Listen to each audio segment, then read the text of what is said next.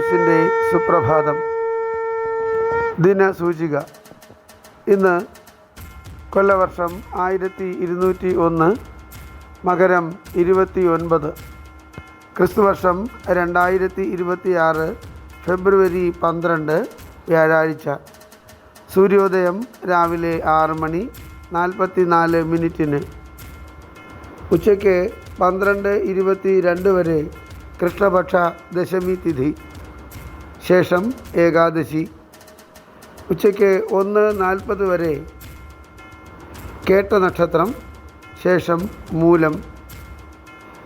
ഇന്നത്തെ രാഹുകാലം ഉച്ചയ്ക്ക് 1:59 മുതൽ 3:26 വരെ.